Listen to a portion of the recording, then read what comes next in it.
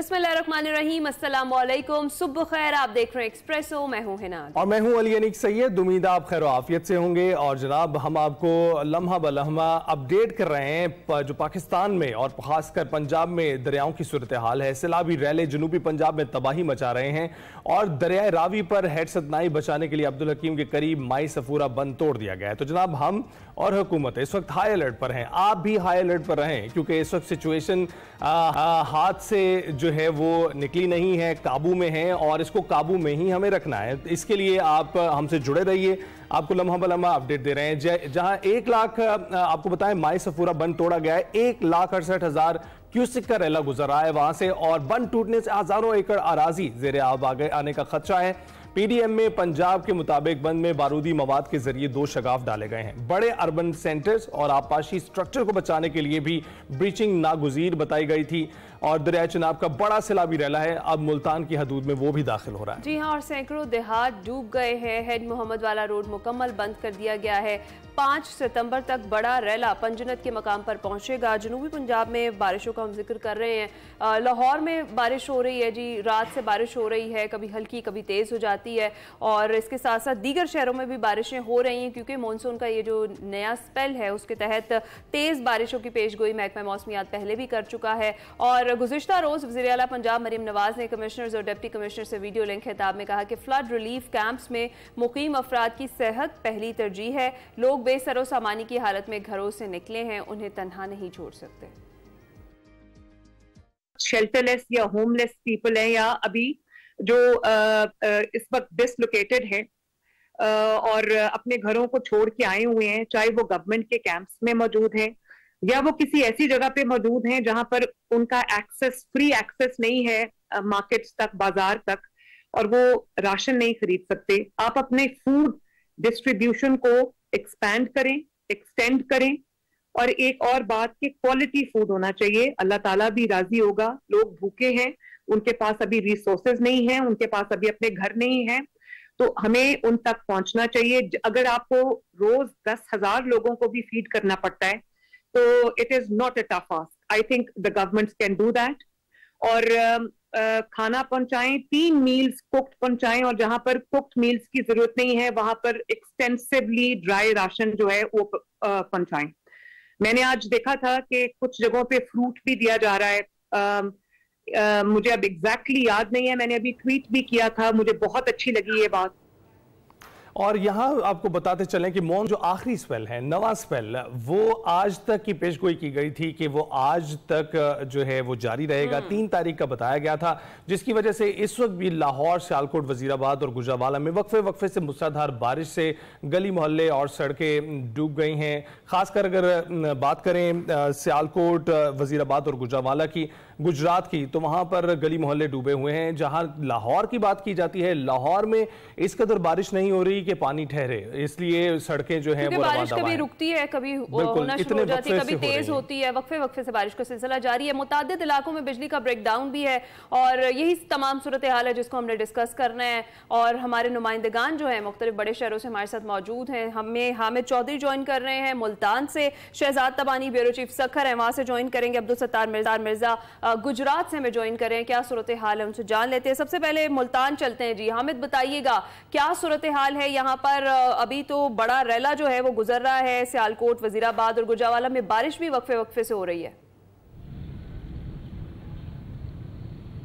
जी बिल्कुल हिना, इस वक्त में जो है हेड मोहम्मद वाला अकबर फ्लड बंद पर मौजूद हूँ। ये मुल्तान शहर की सेफ्टी बेल्ट है, यानी मुल्तान शहर को सबसे जो बचाने वाली मेन बेल्ट है ये अकबर फ्लड बंद है। उसके बाद जो है सिकंदरी नहर आ जाती है। अगर यहाँ गेज की बात करें तो सदर समंदर से 412 फुट तक जो है ये गेज आ चुकी है, जबकि खतरे की अलामत जो है 414 फुट से ऊपर शुरू होती है। तो ज़िला इंतजामिया ने कल जो है मुख्तलिफ खबरें जारी कर दी थी कि जी हम हेड मोहम्मद वाला रोड को ब्रीच कर देंगे। उसके बाद जो है वजीर आपाशी काजिम पीरजादा ने जो है वो मुल्तान का दौरा किया, उन्होंने ब्रीचिंग पॉइंट को भी देखा, अकबर फ्लड बंद को भी देखा, गेज को भी देखा, और जो महकमा इरिगेशन के एक्शियंस हैं उन्होंने उनको ब्रीफिंग दी, जिसके बाद जो है उन्होंने मीडिया से गुफ्तगू करते हुए कहा था, क्लियर कट अल्फाज में कहा था कि हम जो है जब तक हमारे एक्शियन परमिशन नहीं देंगे हम हेड मोहम्मद वाला रोड को ब्रीच नहीं करेंगे।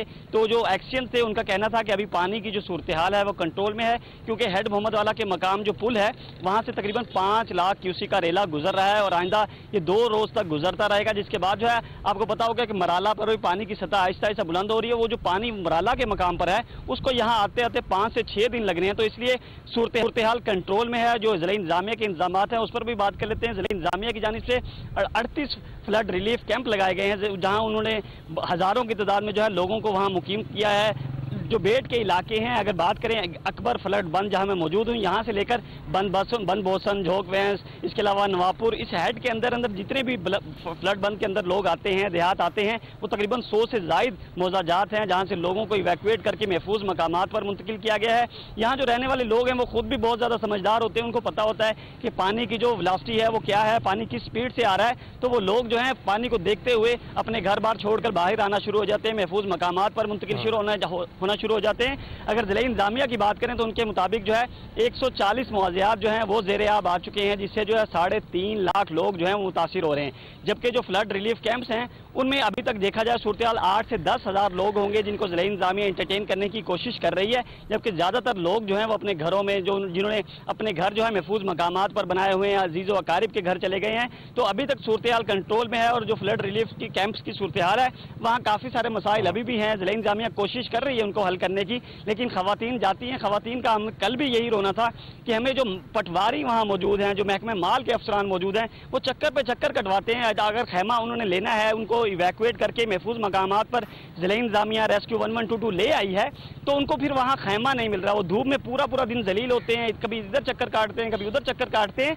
उनको वो फैसिलिटेट नहीं किया जाता। जिस तरह वज़ीर आला पंजाब मरियम नवाज शरीफ ने कहा है, हमारी सबसे पहले तरजीह है कि उनको छत दी जाए, उनको खाना दिया जाए, उनकी सेहत की ख्याल रखा जाए, लेकिन यहाँ जो है थोड़ी सी चीजें जो माइनस नजर आ रही है। कितने वो थोड़ी सी चीजें माइनस, यही पूछने वाला था आपको कि रिलीफ कैंप्स में कितनी सहूलियात मुयस्सर हैं, कितने खैमे दिए गए हैं? देखिए अली, अगर फ्लड रिलीफ कैंप्स की बात करें तो 38 हैं, जो मुल्तान शहर जो कि अकबर फ्लड बंद जो कि यहाँ है, इसके बाद शेरशाह फ्लड बंद है, नवापुर फ्लड बंद है, इसके साथ साथ जो है लगाए गए हैं 25 स्कूल हैं सरकारी, उनमें भी फ्लड रिलीफ कैंप्स लगाए गए हैं। लेकिन खैमों की तादाद इतनी ज़्यादा नहीं है जितनी बताई जा रही है, क्योंकि फ्लड रिलीफ कैंप्स में जो है किसी बड़े से बड़ा जो फ्लड रिलीफ कैंप लगाया गया है वहाँ 50 से 60 खैमे लगे हुए हैं, जबकि नॉर्मल जो छोटे छोटे कैंप स्कूलों में लगे हैं या सड़क जो बंदों के ऊपर लगे हुए हैं वहाँ 10 से 15 खैमे लगे होते हैं। तो वहाँ 50 लोग बैठे होते हैं किसी खैमा बस्ती में, किसी में 100, किसी में 150, किसी में 200, तो ज्यादा तादाद नहीं है। मैंने आपको पहले भी बताया कि 8 से 10 हज़ार लोग होंगे जो कि फ्लड रिलीफ कैंप्स में मौजूद हैं और उनको जिला इंतजामिया फैसिलिटेट करने की कोशिश कर रही है। 3 वक्त का खाना तो उन लोगों को मिल रहा है, अच्छा। लेकिन कहीं बिजली नहीं है, कहीं पंखे नहीं है, रात अंधेरे में भी गुजारते हैं कई लोग। जी, मुश्किलात का सामना भी करना पड़ रहा है। आप यही कह रहे हैं कि वो सहूलियात नहीं मिल रही जो मिलनी चाहिए। अच्छा जी, ब्यूरो चीफ सखर शहजाद तबानी साथ मौजूद है, वहां चलते हैं। बताइएगा शहजाद की यहाँ की क्या सूरत हाल है? बताया यही जा रहा है कि 5 सितंबर तक जो बड़ा रैला है वो पंजनत के मकाम पर पहुंचेगा और फिर जो इसके पेश नज़र वहाँ के इलाकों से जो कच्चे का खास तौर पर इलाका है वहाँ से मकीनों को निकाल दिया गया है, खाली करा लिया गया है। क्या सूरत हाल है? देखिए बिल्कुल ऐसा ही है। वज़ीर आला सिंध भी कह चुके हैं कि 5 सितंबर को जो है सैलाबी रैला दरिया सिंध के अंदर दाखिल होगा। तर्जुमान सिंध हुकूमत कल सखर में थे, वो भी ये कह चुके हैं। इंतजाम की जहाँ तक बात करें तो इंतजाम जो है पक्के के इलाके के अंदर तो ठीक है, दरिया सिंध में उनको भी मजबूत किया जा रहा है। उसके अलावा जो सैलाबी पानी है अगर उसकी बात करें तो गुड्डी दराज के ऊपर इस वक्त 10,000 क्यूसेक पानी जो है वो इजाफा हुआ है। इसी तरीके से सखर दराज के ऊपर 30,000 क्यूसेक जो है वो पानी में इजाफा हुआ है। 3 लाख क्यूसेक पानी जो है वो इस वक्त सखर दराज पर है और 2,60,000 क्यूसेक कोसी दराज पर है। इस तरीके के कच्चे की लोगों को लाया जा रहा था। वहाँ सबसे बड़ा मसला जो है वो ये है कि डाकू भी वहाँ पर रहते हैं तो मुट्ठी पर डाकू, लेकिन वो उनको छोड़ नहीं रहे हैं। जो देहाती हैं उनको जाने नहीं दे रहे हैं। जराये से मालूम ये हुआ है कि वो उनको ढाल बनाकर बैठे हैं। अगर लोग आ जाएंगे, वो देहाती पक्के में आ जाएंगे तो डाकू जो है वो बेहसूर हो जाएंगे और वो शायद पकड़े जाएंगे। और जाहिर सी बात है जब डाकू भी वहां रहते हैं उनको भी पक्के में आना पड़ेगा। तो ये एक बड़ा मसला चल रहा है। सीनियर वजीर है सिंध के शर्जील मेमन, उन्होंने कल अपील की थी कच्चे के लोगों से कि वो कुछ दिन के लिए पक्के में आ जाएं ताकि जब तक ये सैलाबी सूरत हाल है तो वो उसके बाद वापस चले जाएं, लेकिन वो इसीलिए नहीं आ रहे हैं कि उनको वहाँ के जो डाकू हैं वो आने नहीं दे रहे। तो शहजाद, आपने ही बताया था कि यहाँ पर 2 कैंप्स बनाए गए हैं, क्योंकि सिर्फ डाकू नहीं है, खानदानी दुश्मनियां भी वहां पर बहुत सारे हैं, तो 2 कैंप्स हैं जिनमें डिफरेंट खानदानों को रखने की कोशिश की जा रही है। जी बिल्कुल ऐसा ही है, कबीलाई झगड़े हैं, खानदानी दुश्मनी है, सालों की दुश्मनी है। कई लोग जो है कि खरीद के जो है वो उनके अंदर कत्ल हो चुके हैं। वो लोग तैयार हैं, कुछ लोग जो है घोटी में, कुछ लोग सक्खर में और कुछ लोग गोचरो फिरोज में और कुछ लोग खैरपुर में ना होने के बराबर जो है वो नकल मकानी करके आए हैं पक्के की तरफ। बड़ी तादाद जो है वो कच्चे की वो अभी तक वहीं है, वो बाहर आने के लिए तैयार नहीं हो। और बैराजों की क्या सूरत हाल है, कितना पानी है इस वक्त? बताया जा रहा है कि उन पर जो निचले दर्जे के सैलाब हैं वो बरकरार है। बिल्कुल, तीनों बैराजेस जो है, गुड्डू, सक्खर और कोटली बैराज के ऊपर जो है सबसे सैलाबी सूरत हाल बरकरार है। गुड्डू बैराज के ऊपर 3,70,000 क्यूसेक है। डाउन में जब 3.5 लाख हो जाता है तो दरमियाने दर्जे का सैलाब में काउंट होता है। वैसे तो 4 लाख पर होता है, लेकिन अभी वहां पर दरमियाने दर्जे का सैलाब है। सक्खर बैराज पर और कोटली बैराज पर जो है तो वैसे ही पिछले दर्जे का ही सैलाब है। कहा यह जा रहा है कि कुछ दिनों के अंदर जो है पानी मजीद जो है वो बढ़ेगा और उसी के पेश नजर जो है ये तमाम तर इंतजाम किए जा रहे हैं। अब कुछ ही देर के बाद जो है वो गवर्नर सिंह जो है वो सक्खर का दौरा करेंगे, फिजाई जायजा फिजाई दौरा करेंगे, बंदों का, बैराजों का, सक्खर बैराज का विजिट करेंगे। वहां पर उनको ब्रीफिंग की जाएगी और उसके बाद जो है वो मीडिया टॉक करेंगे और मीडिया टॉक के अंदर जो है वो बताएंगे कि क्या सूरत हाल है, क्या इंतजाम है सिंध हुकूमत के खास तौर पर, किस तरीके से देख रहे हैं कि सिंध हुकूमत क्या तैयारी करेगी, क्योंकि बीच में उनके 2-3 बयान ऐसे आए थे। तो यही जा रहा है कि इंतजाम और तैयारियां मुकम्मल है और किसी किस्म की खतरनाक सूरत हाल से निपटा चला जाएगा। सिंध की जानिब से यही बताया जा रहा है। चलिए अब दौरे के बाद के देखते हैं कि वो क्या हालात डिस्क्राइब करते हैं या बताते हैं। अभी गुजरात चलते हैं, अब्दुल सत्तार मिर्जा वहां से हमारे साथ मौजूद हैं। हम देख सकते हैं कि अभी भी अब्दुल सत्तार मिर्जा वहां बारिश हो रही है, बारिश मुसलसल हो रही है। उसके बाद की क्या सूरत हाल है और इससे पहले फ्लड मुतासरा जो इलाके है वहां पर क्या रिलीफ कैंप्स वगैरह कायम किए गए हैं, इमदादी कार्रवाइयों की क्या सूरत हाल है? देखो, हमें जो गुजरात में बारिश है गुज़िश्ता ये कह रहे कि 14 घंटे से ये बारिश मुसलसल जारी है, जिसकी वजह से कह रहे कि दरिया के किनारे पर आबाद जो देहात थे वो 87 थे, वो पहले ही आज से 4-5 रोज पहले जब 9.5 लाख क्यूसेक का रेला जो है हैदमराला से चेनाब में दाखिल हुआ तो उससे वो 87 के करीब देहात मुतासर हुए। और आज भी जो देहात है मलिका दरिया के किनारे में वहाँ बड़ी खतरनाक पोजीशन है, क्योंकि दरिया के बहाव में मुसलसल इजाफा हो रहा है। आज सुबह 6 बजे तक था वो 2 लाख क्यूसेक का जो रेला था वो हैदमराला से चेनाब में दाखिल हुआ है। लेकिन अगर अंदरूनी शहर की सूरत हाल देखें तो वहाँ बड़ी तशवीशनाक सूरत हाल है।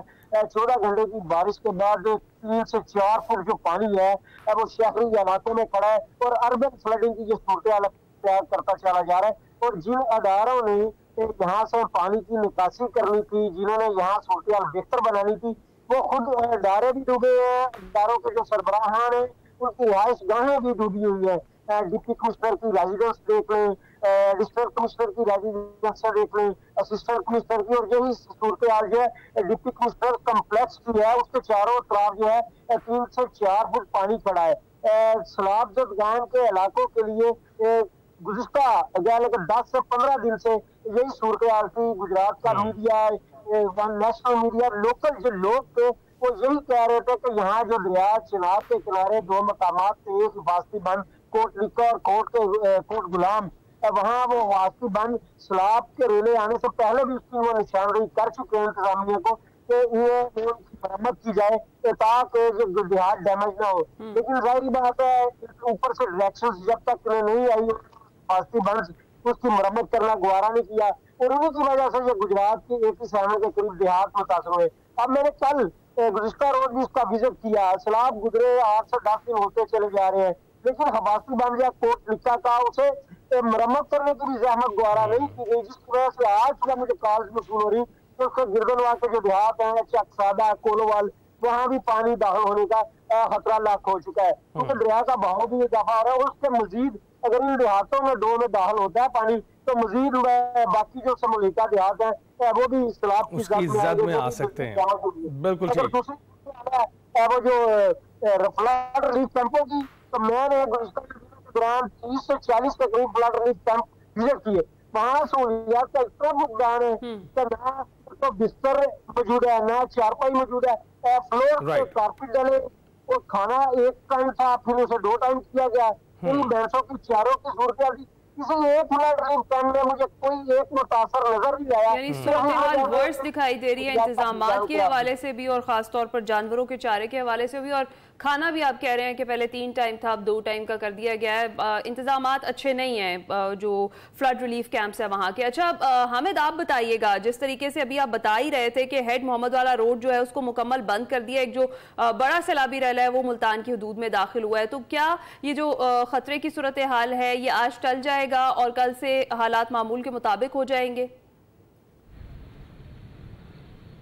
जी बिल्कुल हिना, जो बड़ा सैलाबी रेला है जो कहा जा रहा था 8 लाख क्यूसिक आएगा, हम पहले भी रिपोर्ट कर रहे थे ये कि इतना बड़ा सैलाबी रेला नहीं आएगा, ये 5-6 लाख क्यूसिक के दरमियान आएगा और ये मुख्तलिफ टुकड़ों में रेलों की सूरत में आएगा, इकट्ठा नहीं आएगा, यानी 8 लाख क्यूसिक आगे नहीं आएगा। हम तो 6 लाख से ऊपर रिपोर्ट नहीं कर रहे थे, अभी भी वही सूरत हाल है। अभी जो है हेड मोहम्मद वाला पुल के करीब 5 लाख क्यूसिक पानी का भाव है और जो हेड मोहम्मद वाला रोड है जिसका असल ब्रीचिंग का इशू है, जो कहा जाता था कि इसको उड़ाया जाएगा, कल जो इरिगेशन ने रिपोर्ट पेश की, उन्होंने ब्रीफिंग दी मुख्तलिफ महकमों को, उन्होंने यही कहा कि जब 417 सतह समंदर से 417 फुट बुलंद हो जाएगी गेज, तो उसके बाद जो है हम हेड मोहम्मद वाला रोड को ब्रीच करेंगे।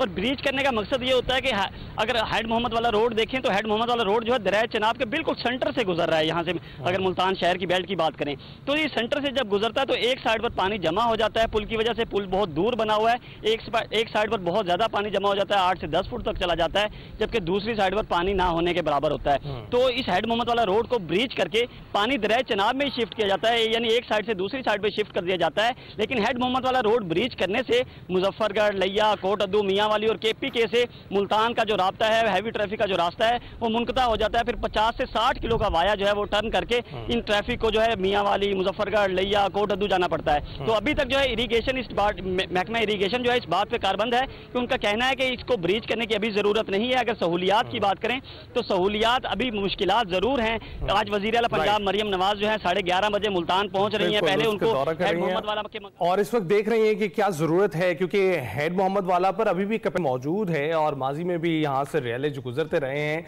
हेड मोहम्मद वाला को ब्रीच करने की जरूरत नहीं रही। उम्मीद करते हैं कि ऐसी नौबत ना ही आए। और आप जो इस बेल्ट के इर्द गिर्द मौजूद हैं अपनी हिफाजत कीजिए, अपडेटेड रहिए क्या सूरत हाल है, और इन जगहों को जहाँ पर जो इसकी जद में आ सकते हैं अगर ब्रीच होती है तो इनसे इनखला कर जाएं, इनसे दूर चले जाएं कुछ देर के लिए। जब सूरत हाल नॉर्मल हो जाएगी तो वापस आ जाएं। ब्रेक के बाद हाजिर हूं।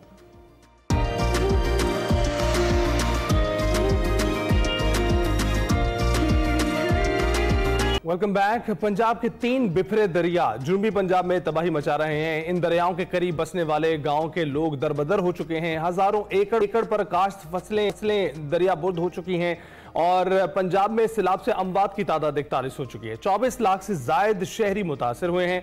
3100 गाँव और 2900 मौजाजात जो हैं वो डूब गए हैं। मजीद अभी भारत की तरफ से और भी पानी छोड़ने की इतलात मौसूल हो रही हैं। सैलाब से तबाही का सिलसिला पंजाब से जुनूबी पंजाब और फिर सिंध की तरफ बढ़ रहा है। ऐसे में इंतजामिया और सोशल वर्क की तंजीमें जो हैं पाकिस्तानी भाइयों की इमदाद के लिए सरगर्म हैं और सैलाबी इलाकों में उतरकर अवामी खिदमात अंजाम दे रहे हैं। मजीद तबाही और बर्बादी की सूरत हाल कितनी तशवीशनाक है, इस हवाले से हमने बात करनी है। इस हवाले से बात में ज्वाइन किया डॉक्टर रिजवान नसीर साहब ने, सेक्रेटरी महकमा इमरजेंसी सर्विसेज डिपार्टमेंट है। अस्सलाम वालेकुम डॉक्टर साहब।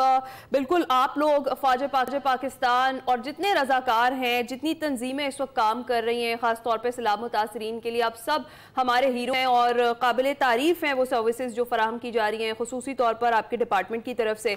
आप सर फील्ड में आपने हर चीज़ को उतर कर देखा है, आपने हालात को बड़ी क्लोजली ऑब्जर्व किया है। आप बताएंगे कि वाकई जो सिचुएशन है वो बहुत सारे जो इलाके ऐसे हैं वहां पर किस हद तक तशवीशनाक है?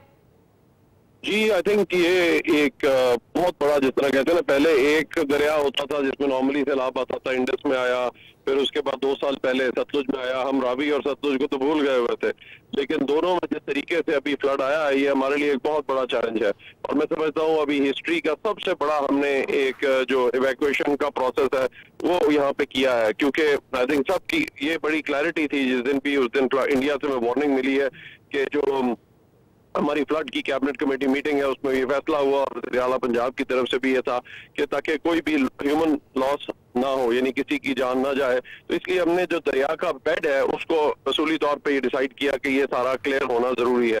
उसके लिए हमें अब तक हमने 10 लाख से ज्यादा लोगों को वहां से इवैक्यूएट कराया। तो आप अंदाजा कर सकती हैं कि जहाँ से सियालकोट से ये शुरू होता है चिनाब और उसके बाद पंजनत तक जा रहा है, फिर इसी तरह अभी जो है हमारा नारोवाल से लेकर जो खानेवाल तक पूरा जाएगा, नई तक, और सतलुज में भी इसी तरह से कसूर से लेकर इस्लाम तक जो जा रहा है भावलपुर तक। तो हमने इन तमाम रिवर बेड के एरियाज को पहले से क्लियरेंस कराई और इतनी बड़ी क्लियरेंस और एवैक्यूएशन आज तक हिस्ट्री में नहीं।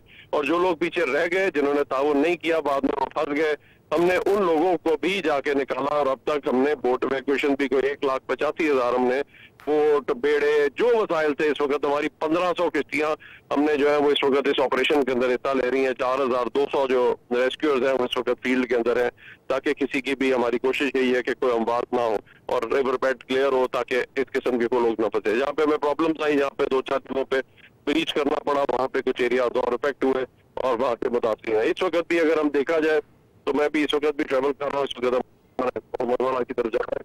तो यहाँ पे जो आपका है चिनाब में दोबारा से मेराला पे पानी चढ़ना शुरू हो गया, इस वक्त 3,70,000 से ऊपर चला गया। सो ये हमारे लिए चैलेंज है। इसी तरह मुसलसल तौर पर कसूर में अभी तक वो 270 के करीब जो है अभी तक चल रहा है गंगा से ग्वाला पे। तो ये हमारे लिए एक बहुत बड़ा चैलेंज है कि पानी सिर्फ ना सिर्फ दरियाओं में सैलाब आया, बल्कि वो परसिस्ट कर रहा है। लाहौर में भी आपने देखा किस तरीके से वो 2 दिन पूरा पानी को अपना मेंटेन रखा, जो ग्रेजुअली नीचे गया। बिल्कुल ठीक। डॉक्टर रिजवान, तो फिर अभी आपने बताया कि लाहौर में भी इलाके इस तरह के हैं, मजीद पंजाब में कौन से ऐसे इलाके हैं जो सबसे ज्यादा अफेक्ट हुए हैं और मजीद ये सिलसिला कहाँ तक आपको जाता हुआ दिखाई दे रहा है? जी, इस बार चूंकि चिनाब, रावी और सतलुज में आया, तो जो मेन एरिया सबसे पहले चिनाब में देखे तो हमारा सियालकोट, और उसमें जो मेन हमारी डेथ भी सियाल का एरिया था जो हम एक्सपेक्ट नहीं कर रहे थे, वहाँ पे जो ब्रीच हुई और सडनली जो पानी आया उसने वहाँ पे हमें थोड़ा प्रॉब्लम हुआ। और इसी तरह ना सिर्फ ये सियालकोट में तीनों नाले साइमल्टेनियसली, नाला डेग एक तरफ नारोवाल उसको इफेक्ट किया, नाला पलकू, नाला एक, वहाँ पे वो दोनों हाई फ्लड में गए, ऊपर से 350 मिलीमीटर बारिश भी हो गई। तो ये तो एक बिल्कुल अनप्रेसिडेंटेड था। इसी तरह फिर आगे गुजरात जो हमारा साथ एरिया जाता है चिनाब के साथ, वो वजीराबाद का कुछ एरिया जो है जो साथ है वो हो गया। फिर इसी तरह मंडी बाउद्दीन का हाफजाबाद से गुजरता हुआ सरगोदा, कोट मोमिन, और इसी तरह से चिन्योट का भी जो एरिया है, और अब जंग के अंदर जो है इस वक्त एरिया जो है मुतासिर है, जहाँ पे अभी भी हम जो है इवैक्यूएशन कर रहे हैं और कल भी जारी रही है। अब खानेवाल और उसके बाद मुल्तान में जो है वो हाई फ्लड की तरफ जो है वो जा रहा है।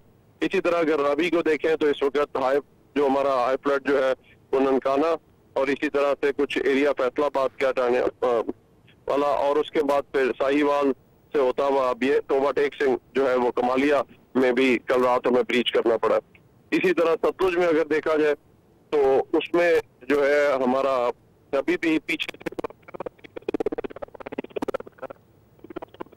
अच्छा, और इसी तरह उकाड़ा पाकपतन को अफेक्ट करता हुआ भावल नगर में जो है वो इस वक्त हाई फ्लड की सिचुएशन है। चिश्तिया में इस वक्त चल रहा है। ठीक है, बिल्कुल डॉक्टर साहब, इनखला तो यकीनी बनाया जा रहा है, बाहिफाजत वहाँ से निकाला जा रहा है और सरगर्म है रेस्क्यू एहलकार इस वक्त। तो सर ये जो रिलीफ कैंप्स वगैरह हैं जहाँ पर इन लोगों को मुंतकिल किया जा रहा है, यहाँ पर कुछ बीमारियाँ वगैरह भी पूछ रही हैं? क्योंकि हमारी टीम भी गंडा सिंह वाला पर उन्होंने विजिट किया, कुछ जो कैंप्स थे वहाँ का भी विजिट किया, तो वहाँ बच्चों में कुछ बीमारियाँ फैल रही थी। क्या डेफिनेटली जब पानी खड़ा होता है तो उसके बायस बीमारियाँ भी बहुत सारी फैलती हैं, और जब इस तरह से एक जगह पर इकट्ठे हों ये लोग तो फिर गैस्ट्रो और मलेरिया वगैरह की बीमारियां भी फैलती हैं। तो इस तरह की भी कोई सूरत हाल है, और क्या उस हवाले से भी तिब्बी इमदाद फराहम की जा रही है?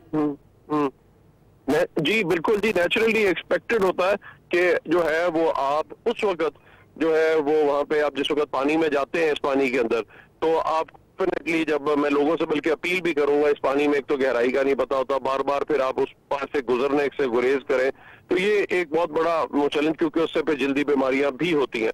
दूसरा ये है कि हुकूमत ने पूरे इंतजाम किए हैं जहाँ पे ये मुताबिक वहाँ पे उन्होंने इस वक्त जो है वो जो है वो स्कूलों को वहाँ पे बंद रखा हुआ है, स्कूलों को ही उन्होंने कैंप्स बना दिया ताकि टॉयलेट्स भी अवेलेबल और वहीं पे खाना भी प्रोवाइड किया जा रहा है। लेकिन लोग जनरली जो रिवर बेड के एरिया के लोग हैं हमेशा ये निकलते हैं और कोशिश होती है अपने रिश्तेदारों वगैरह के पास चले जाए कुछ अरसे के लिए। तो मेरी अपील भी यही होगी कि जो भी लोग हैं एक तो वो निकल जाए, कोऑपरेट करें, और अगर जो है वो इस किस्म की चीजों रिस्क में मत लें और आइए ना, और रात को आप आके जो है वो वहां पे वापस आने की कोशिश करें कि जी मैं फलानी चीज अपनी वापस ले आऊं या कुछ और इस किस्म की चीज ना करें। हमने इवन जानवरों को भी, क्योंकि वो निकलते नहीं उसके बगैर, तो हमने 7,45,000 जो जानवर भी साथ ही निकाले हैं, जिसमें इवन बड़े जानवर भी हमने बेड़ों के ऊपर निकाले।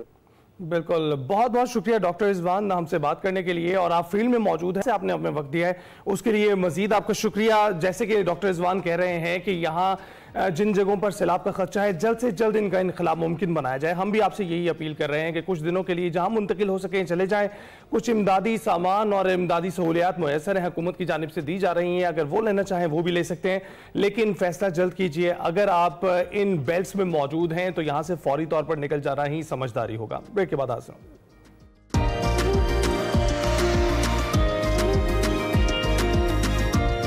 Welcome back to Expresso. जिस तरीके से भी हम डिस्कस कर रहे थे कि पंजाब के तीनों दरियाओं में सैलाबी पानी अब तबाही मचाते हुए सिंध की तरफ बढ़ रहा है और दरियाए चिनाब का जो बड़ा सैलाबी रैला है मुल्तान से गुजर रहा है। सिंध हुकूमत तैयारी कर रही है और 9 लाख क्यूसेक की तैयारी अभी तक कर चुकी है।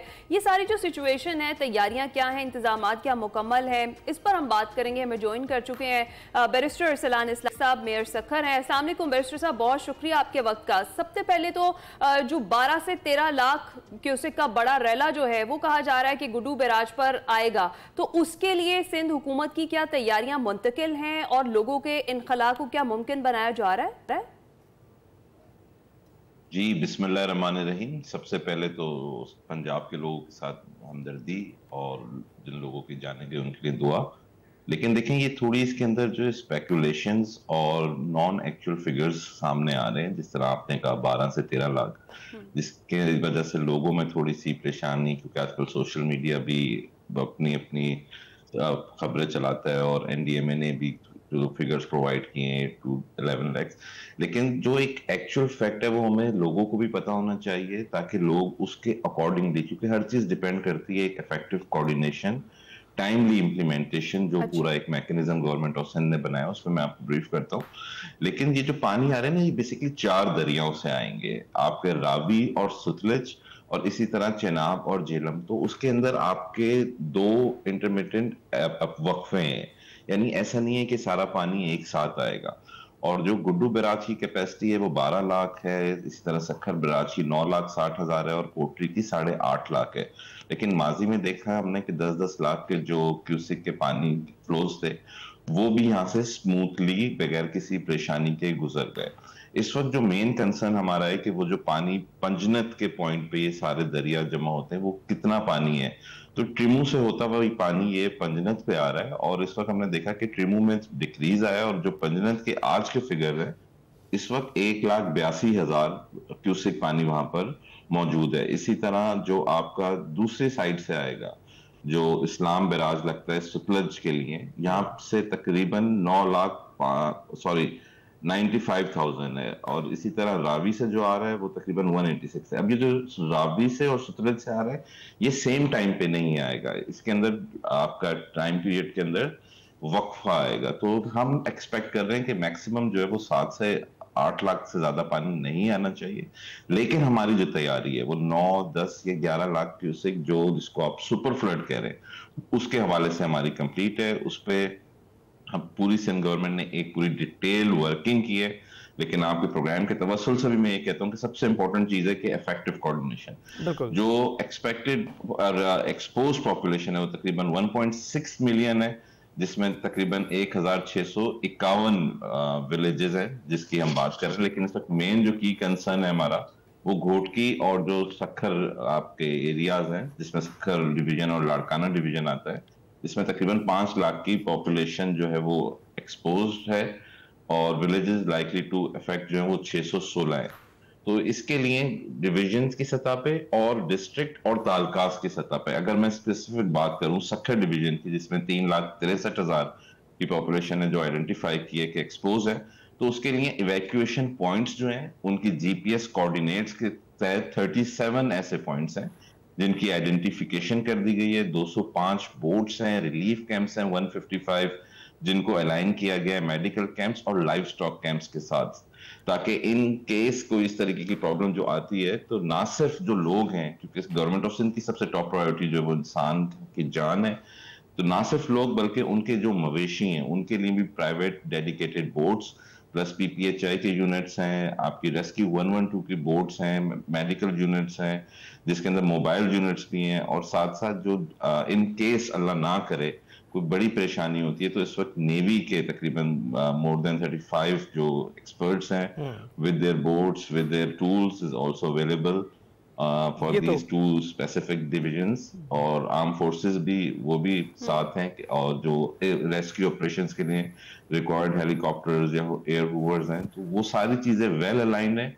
और हर जिले के अंदर, हर तालके के अंदर ना सिर्फ जो है वो कमांड कंट्रोल और कंप्लेंट सेंटर्स बना दिए गए हैं, बल्कि हर रिलीफ कैंप का और हर इवैक्यूएशन पॉइंट का, जिसका मैंने आपको कहा GPS कोऑर्डिनेट्स हैं, ये मैं आपसे शेयर भी कर लूंगा, ये स्लाइड्स का कि अच्छा ये आप लोगों को इसके ऊपर दिखा भी सकेंगे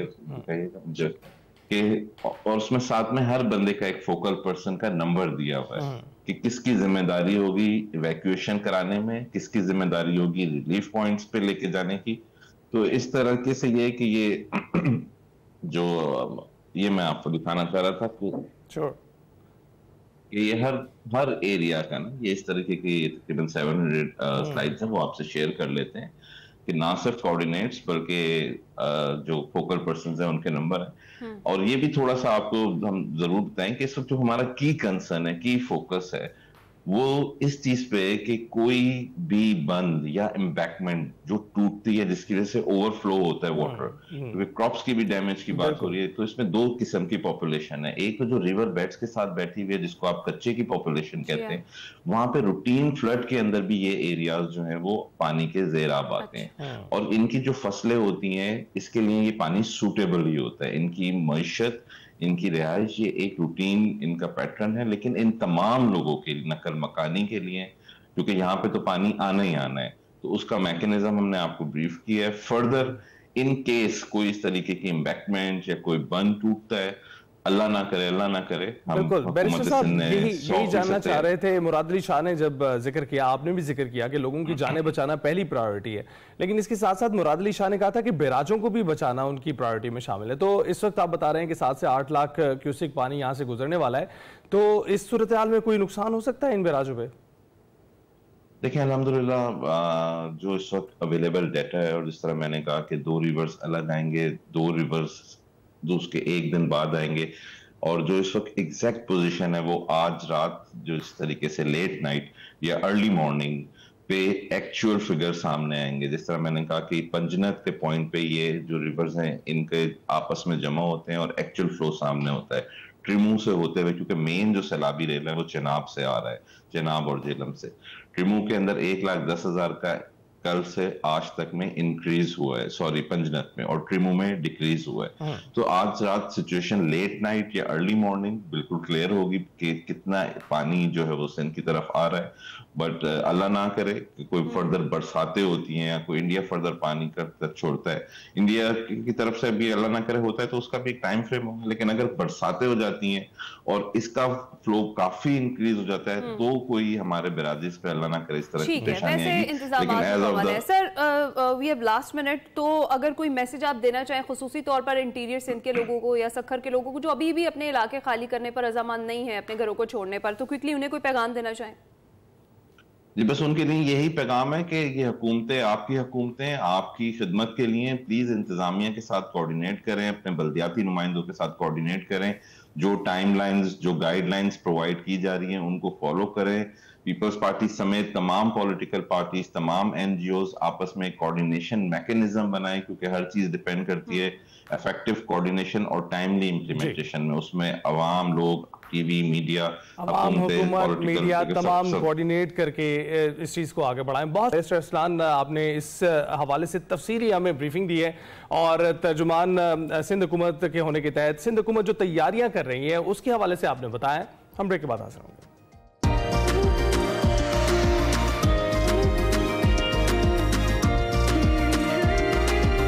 प्रोग्राम के दूसरे हिस्से में खुश आमदीद। हमारी साथी एंकर उफैरा फैज इस वक्त दरिया सतलुज गंडा सिंह के मकाम पर मौजूद हैं। वहां पर चेक पोस्ट है, तलवार चेक पोस्ट, और वहां से हमें आगाह कर रही हैं कि 70 से ज़ायद देहात ऐसे हैं जो अभी ज़ेर आब हैं और पानी की सतह मुसलसल बुलंद हो रही है। आइए चलकर देखते हैं।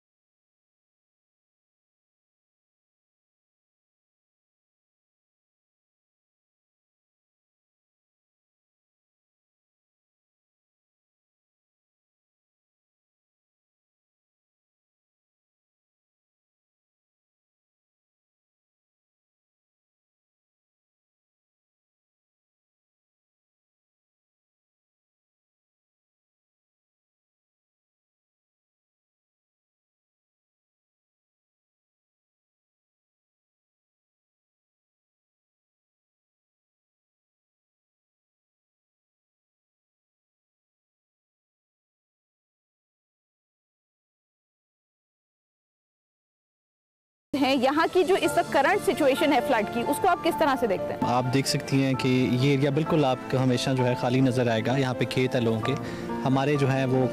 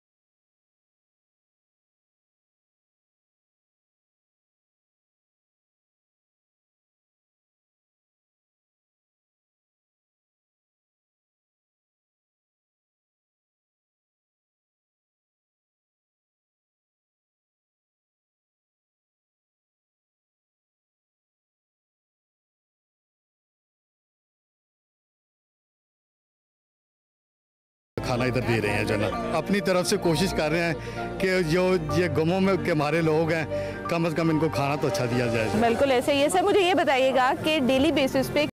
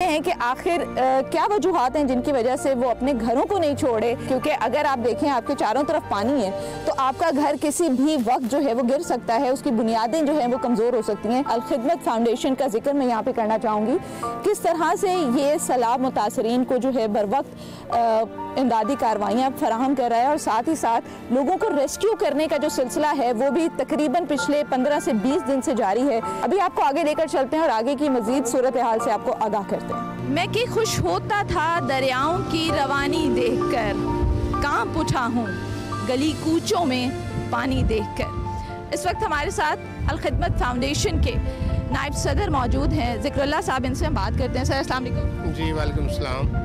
सर मुझे ये बताइएगा सबसे पहले कि इस वक्त हम जिस इलाके में मौजूद हैं इस जगह का नाम क्या है, और अगर सैलाब से पहले की मैं बात करूं तो क्या सूरत हाल थी यहाँ पर जो अब दूर दूर तक देखने को नहीं मिलती? ये ज़िला कसूर का जो बॉर्डर का एरिया है गंडा सिंह वाला, उसमें हम मौजूद हैं और ये दरिया सतलुज के साथ की ये पूरी बेल्ट है जिसके अंदर कुछ 70 से ज़ायद गाँव हैं जो इस वक्त ज़ेरे आब हैं। और ये तलवार चेक पोस्ट है जिससे हम निकले हैं और ये इस वक्त ये रूटीन के अंदर आप समझें कि ये मैदानी इलाका है, इसमें पानी नहीं होता, ये दरिया नहीं है, सो दरिया में हम नहीं हैं, दरिया अभी आगे आना है। ये गांव हैं और उनका मैदानी इलाका है आमतौर के लिए, जो इस वक्त सारा चारों तरफ से हज़ारों एकड़ पानी में डूबा हुआ है। और इसके अंदर बहुत सारे देहात ऐसे हैं कि जो ज़रा टीले पे थे और उसमें लोग अभी तक मौजूद हैं, वो अपने घर बार को छोड़ने के लिए तैयार नहीं हैं। रेस्क्यू के इदारों ने उन्हें रिक्वेस्ट की कि आप आ जाएं, ख़तरा है, पानी बढ़ गया तो आप उसमें डूब सकते हैं। और बहुत सारे लोग ऐसे हैं कि जो निचली सतह पे थे, पानी वहाँ पे आ गया तो अपने जानवरों के साथ और ख़ुद वहाँ से एवैक्यूएट हुए हैं।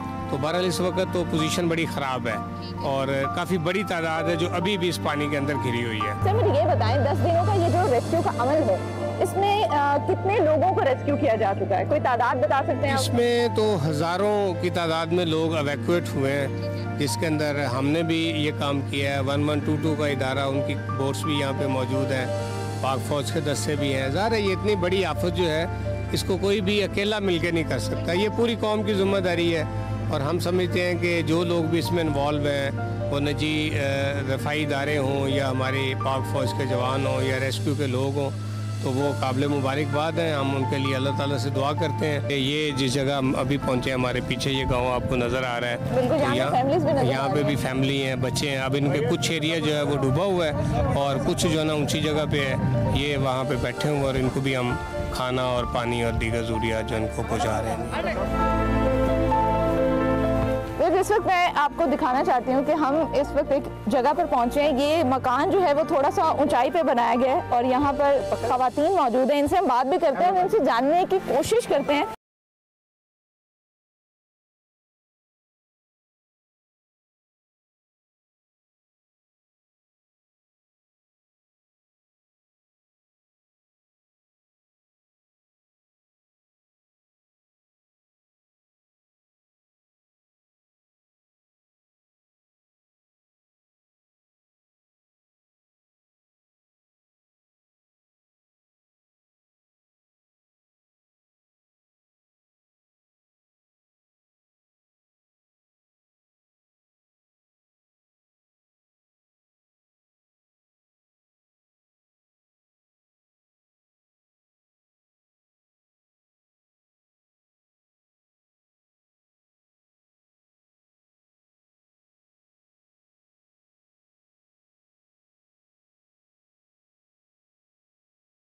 कि जब यहाँ पर रेस्क्यू की टीम्स आती हैं, यहाँ पर पाक फौज भी आ रही है, यहाँ पर अल खिदमत फाउंडेशन भी है, 1122 भी है, ये यहाँ पर लोगों को रेस्क्यू करना चाह रहे हैं ताकि लोगों को एक सेफ मकामात के पे जो है उनको मुंतकिल कर सकें। क्योंकि एक चीज़ जानना बड़ी ज़रूरी है कि जब आप पानी में रहते हैं तो बहुत सी बीमारियाँ हैं जो जन्म लेती हैं और यहाँ पर इधर आओ बेटा, यहाँ बिजली भी नहीं है मेरा ख्याल है। मेरे बच्चे के पाँव ये देखें, ये आपका कैमरा मैं दिखा सके, ये देखिए ये पानी की वजह से है। मुझे ये बताएं, आप लोग यहाँ से मुंतकिल क्यों नहीं हो रहे जब आपको रेस्क्यू की टीम्स लेके जा रही हैं? वहाँ पे हम, यहाँ पे तो हम अपने घर में हैं। जब हम अपना घर अकेला छोड़ के चले जाएंगे, जो हमारी छोटी मोटी जमा पूंजी है वो भी कोई नहीं छोड़ेगा, वो भी हमें चोरी होने का डर है। हमारे पास एक एक दो दो जानवर हैं जो हमने अपने बच्चों के लिए दूध के लिए रखे हैं, हम उनको कहाँ छोड़ें? मुझे ये बताएं कि इस इलाके में जहाँ पे हम मौजूद हैं, यहाँ पर आबादी कितनी है? यहाँ पे तकरीबन 90 से तकरीबन 100 तक घर जो है ना इस गांव में है। अच्छा, इस गांव में है जी। तो आपके अलावा यहाँ पर कितने घर हैं जहाँ से लोग जो है वो सेफ मकामात पर नहीं गए? सब परेशान। वो जो आगे भाई आपकी जो बस्ती है ना, उसमें तकरीबन 20 से 25 घर हैं जो ऊपर बन पर रहाइश पजी है। अच्छा, उनके घर मुकम्मल पानी के भरे हुए हैं उनके घर। हम अपने घरों में बंद हैं। इस साइड पे पानी है हमारा, दूसरी साइड पे दरवाजा, उस साइड पे भी इतना ही पानी है और तीसरी साइड पे भी उतना ही पानी है। ठीक है अम्मा जी, आप मुझे ये बताएं कि किस तरह की मुश्किलात का आपको सामना करना पड़ा, और अगर मैं अभी आपको यहाँ से अपने साथ लेके चलूँ, आपको यहाँ से रेस्क्यू करूँ, आप मेरे साथ चलेंगी? अभी चले मेरे साथ? बेटा मैं ना सही पूछे, मैं ना कसूर रहती हूँ, मेरी बेटी है बेवा हो गई है, वो इधर रहती है, मैं उनके पास रहती हूँ। अच्छा, हुकूमत की जानिब से जो कैंप लगाए गए हैं, स्कूल में भी कैंप मौजूद हैं, बन के ऊपर भी खैमा बस्तियां बनाई हैं, अगर आप लोगों को वहाँ पर मुंतकिल किया जाए ताकि आप लोगों को सेफ्टी प्रोवाइड की जा सके, 2 टाइम का अच्छा खाना मिल सके, वॉशरूम मिल सके, साफ पानी मिल सके, तो आप लोग क्यों मूव नहीं कर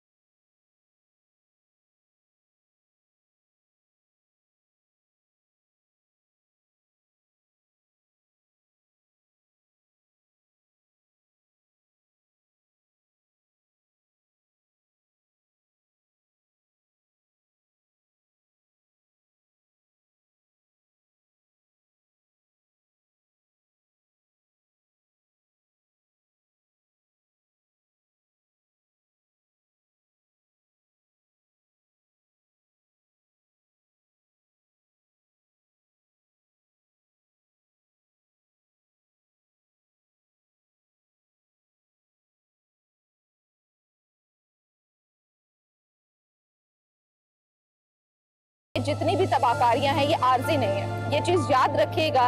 ये तबाहकारियां जो हैं एक तवील मुद्दत तक अपने असरात रखती हैं, मगर इंसानियत इसी में है कि इस मुश्किल घड़ी में हम एक दूसरे का बढ़ चढ़ कर साथ दें, इन लोगों की मदद करें। और मुझे इजाजत दीजिए, देखते रहिए Expresso. Welcome back to Expresso. माहौलियाती तगय्युरात और तब्दीलियों से होने वाले नुकसानात का, तबाहकारियों का हम जिक्र करते हैं, और ये जो सैलाब हैं और बेवक्त की बारिशें हैं ये भी उसी में ही आती हैं। तो सेगमेंट माइंड मैटर्स में आज वक़ार अहमद मलिक बात कर रहे हैं कि जो माहौलियाती तब्दीलियाँ हैं इनका हमें संजीदगी से एहसास क्यों ना हुआ। आइए जानते हैं। अस्सलाम वालेकुम नाज़रीन, मैं वक़ार अहमद और आप देख रहे हैं माइंड मैटर्स। हमारे ज़हन में अगर ये सवाल पैदा होता है हम में से अक्सर लोगों के कि ये क्लाइमेट चेंज वाला मामला जो है ये अचानक कैसे होगा।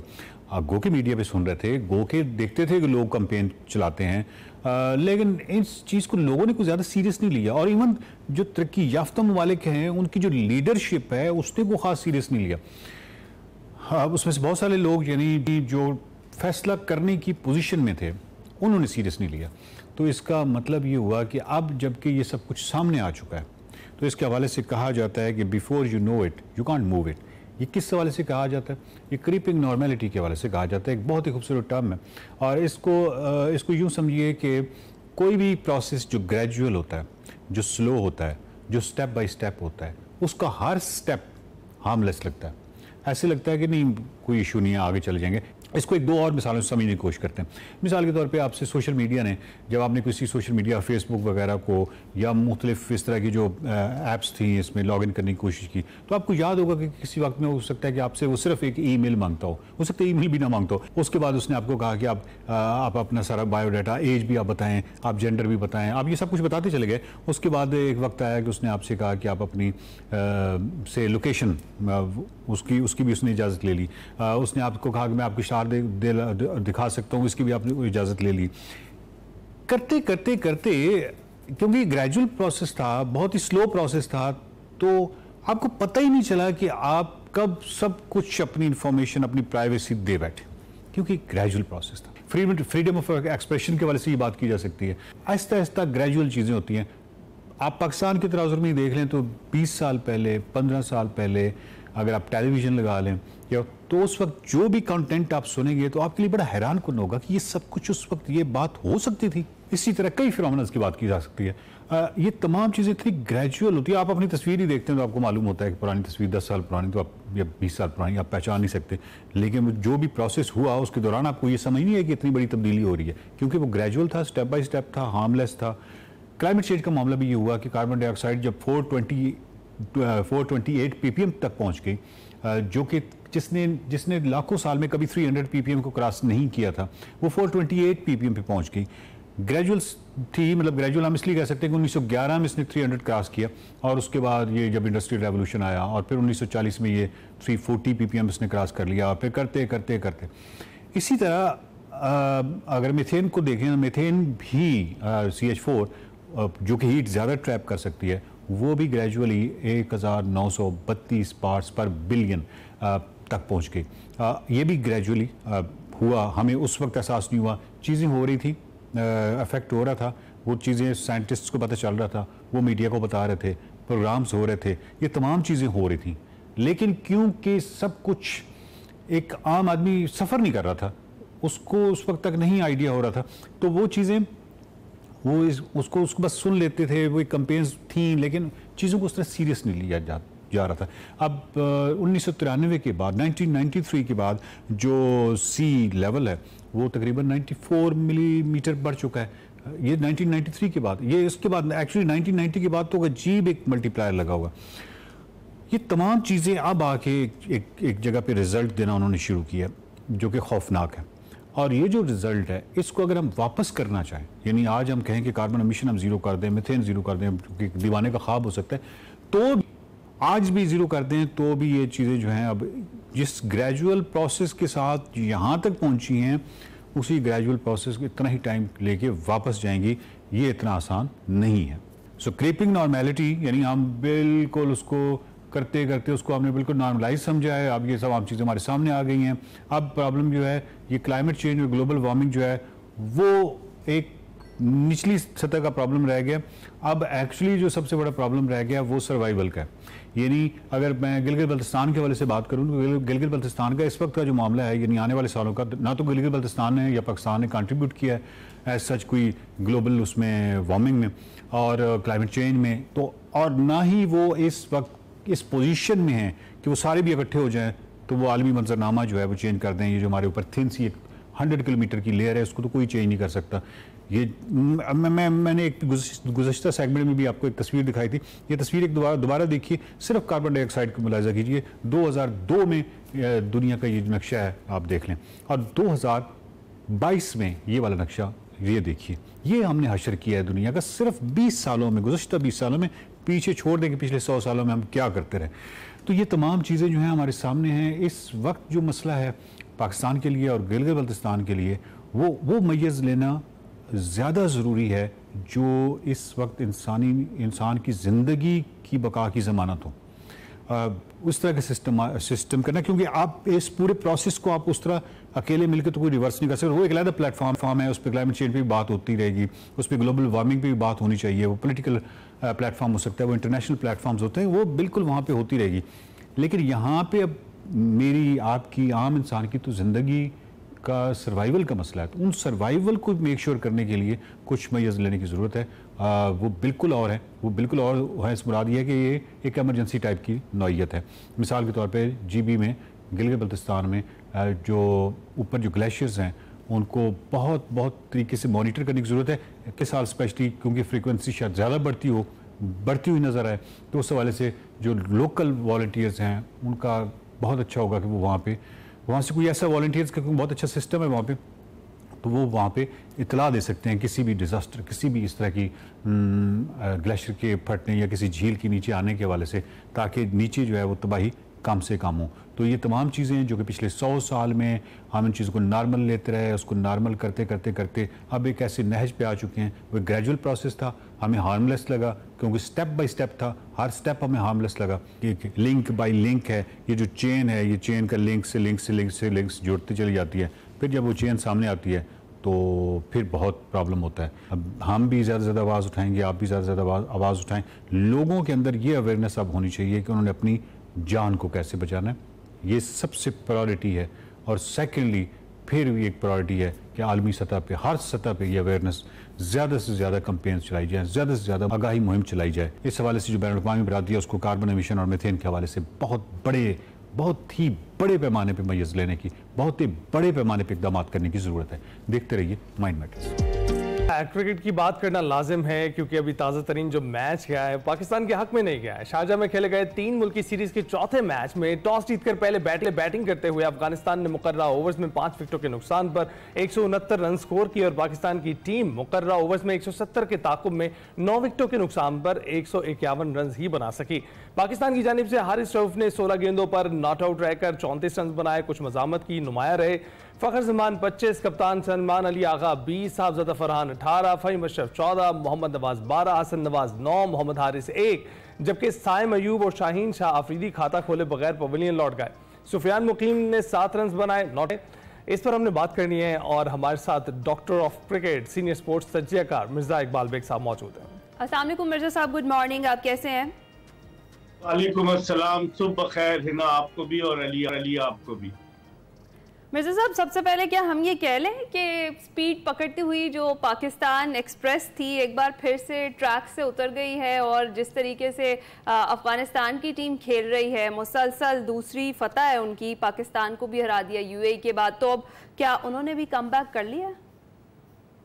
देखिए है ना, ये कहा जा रहा था कि अफगानिस्तान की टीम पाकिस्तान की सबजान हरीफ साबित होगी और अफगानिस्तान की टीम 8 महीने के बाद पहला T20 खेली थी जुमे के दिन, जो पाकिस्तान ने 39 रन से जीता था।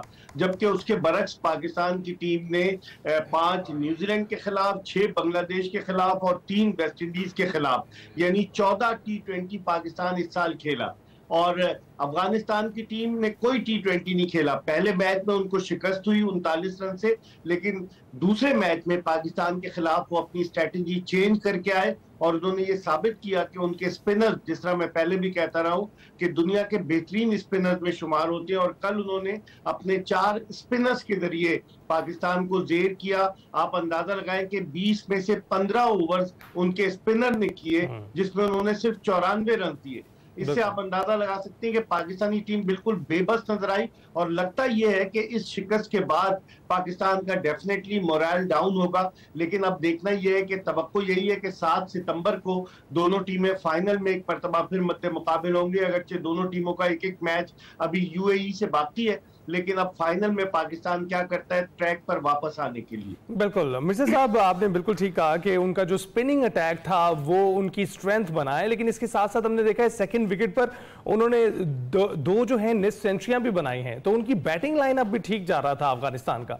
तो ये कहना शायद मुनासिब होगा कि ये लैक ऑफ एफर्ट की वजह से पाकिस्तानी टीम नहीं हारी है, बल्कि यहां पर उन्होंने उन्हें आउट क्लास कर दिया। अफगानिस्तान ने पाकिस्तान को आउट क्लास किया यहां पर।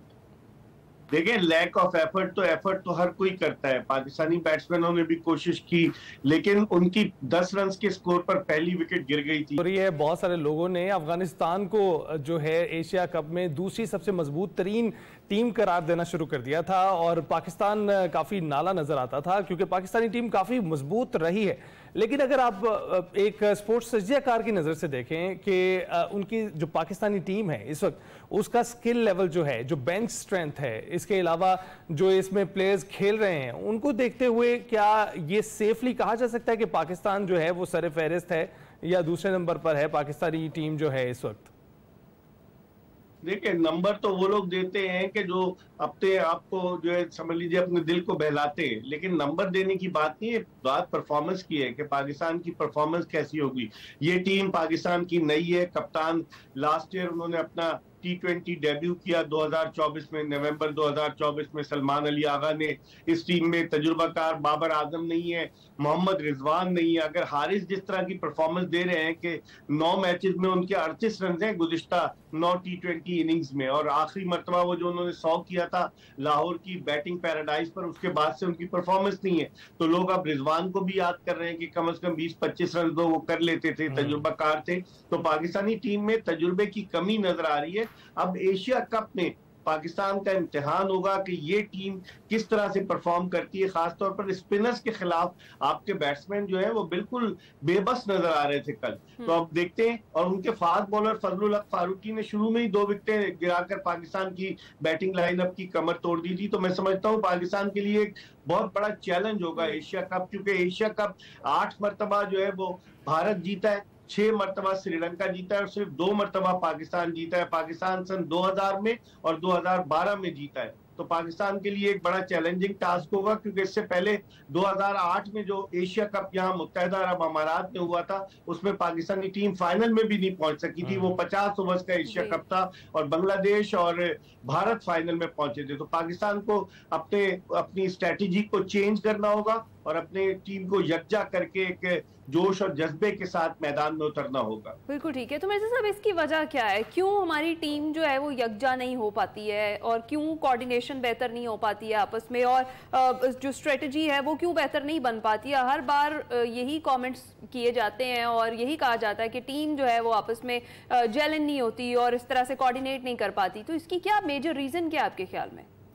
देखिए, मेजर रीजन ये है कि बहुत सारे खिलाड़ियों को अगर आप 2025 में देखें, 28 से 30 खिलाड़ियों को हम आजमा चुके हैं T20 इंटरनेशनल मैचेस में। जब आपकी मुस्तकिल मिजाजी की कमी होगी, कंसिस्टेंसी नहीं होगी, तो फिर यही हाल होगा। कॉम्बिनेशन बन नहीं पा रहा।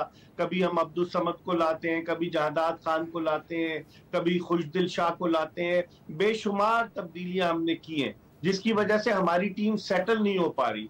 तो अब देखते हैं कि इस कॉम्बिनेशन के साथ कोच माइक हैसन ने दावे किए हैं। बांग्लादेश के खिलाफ जो सीरीज हुई थी मई में, उसमें उन्होंने चार्ज संभाला था। तो वो क्या कॉम्बिनेशन बनाते हैं? बुनियादी वजह है ना, मैं यही समझ रहा हूँ कि पाकिस्तान की जो टीम है उसमें इतने सारे लड़कों को बार बार आजमाया जाता है, जिसकी वजह से कॉम्बिनेशन नहीं बन पा रहा, जिसकी वजह से हमें जो है मुश्किल हो रही है। अब आप देखें अबरार अहमद को आप खिला ही नहीं रहे, हालांकि वहां स्पिन ट्रैक पर वो लोग खिला रहे अपने स्पिनर्स को, हम अपने स्पिनर को नहीं खिला रहे। हमने साइम अयूब को जो है वो स्पिनर बना दिया है, वो कौवा चला हंस की चाल अपनी चाल भूल गया। उन्होंने 4 विकेट तो अच्छी बॉलिंग की 4 ओवर में, लेकिन 18 रन दिए, लेकिन बैटिंग में 0 पर आउट हुए। उनका मेन काम साइम अयूब का बैटिंग है, तो हम अपनी बॉलिंग पे भी तो तवज्जो दें, उसी के बाद हम कामयाबी हासिल कर सकते हैं। बिल्कुल ठीक है मिर्जा साहब, बहुत बहुत शुक्रिया हमसे गुफ्तगू करने के लिए। और क्रिकेट की जो ताज़ा तरीन सूरत हाल है हमने आया की है, मुख्तलिफ कॉम्बिनेशन हम इस्तेमाल कर रहे हैं पर कोई भी बैठ नहीं रहा है। और अभी ये देखना होगा कि पुराना कॉम्बिनेशन हम वापस लेकर आते हैं या नए ही आजमाते रहते हैं। ब्रेक के बाद